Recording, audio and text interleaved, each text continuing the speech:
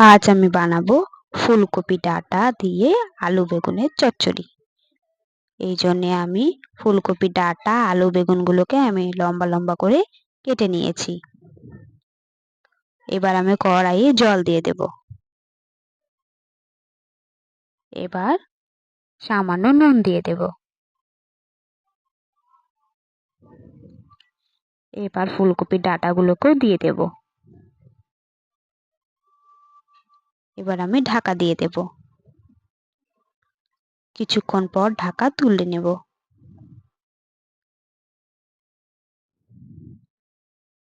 তুলে এবার নেড়ে দেব।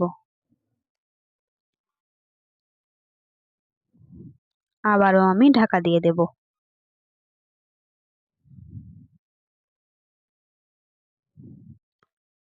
এরকম করেই ঢাকা দিয়ে রাখতে হবে যতক্ষণ না ফুলকপি ডাঁটাগুলো সেদ্ধ হয়ে আসছে।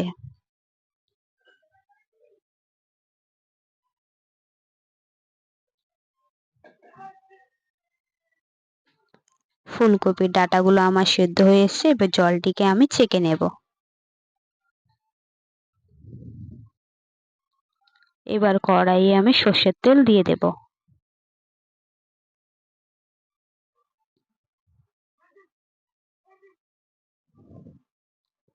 তেল আমার গরম হয়ে গিয়েছে। এবার কেটে রাখা আলুগুলোকেও দিয়ে দেব। এবার আমি ফুলকপির ডাঁটাগুলোকে দিয়ে দেব। স্বাদ মতো নুন দেব। এবার নেড়েই ফুলকপির ডাঁটা আলুগুলোকে আমি লাল লাল করে ভেজে নেব।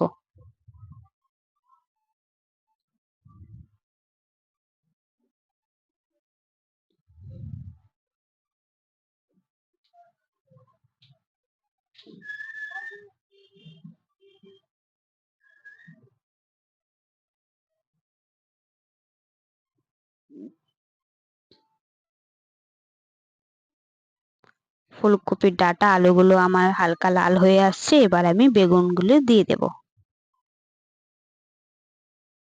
বেগুনগুলোকেও আমি লাল করে ভেজে নেব।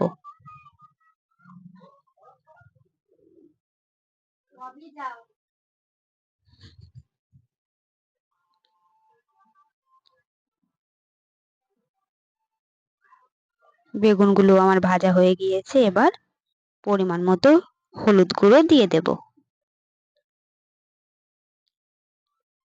এবার নেড়েই আরো কিছুক্ষণ আমি সবজিগুলোকে ভেজে নেব।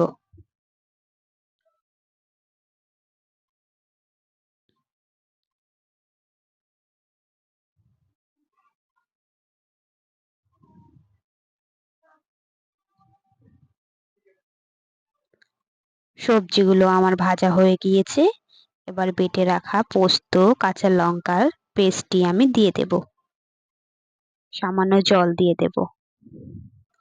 এবার আমি নেড়ে নেব।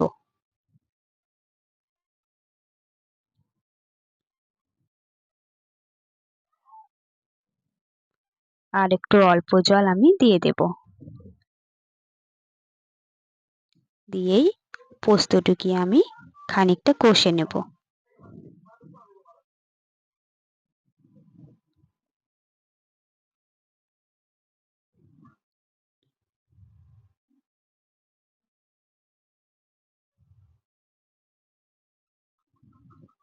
পোস্তটির থেকে যখন তেল ছেড়ে দেবে তখন ভাববে যে পোস্তটি কষানো হয়ে গিয়েছে। এবার আমি পরিমাণ মতো জল দিয়ে দেব। জল দিয়ে আমি নেড়ে দেব।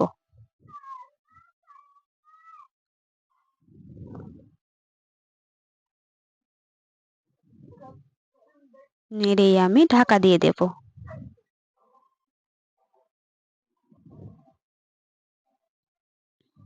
ততক্ষণ পর্যন্ত ঢাকা দিয়ে রাখবো যতক্ষণ না সবজিগুলো আমার সেদ্ধ হয়ে আসছে। এবার ঢাকা তুলে দেখবো যে সবজিগুলো আমার সেদ্ধ হয়ে আসছে। এবার আমি এগুলোকে এরকম করে ঘেঁটে দেব। ঘেঁটেই জলটিকে ঘন করে নেব।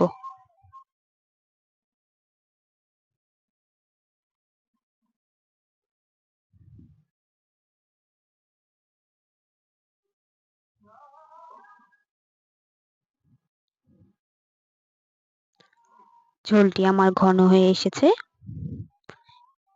এবার আমি নামিয়ে নেব।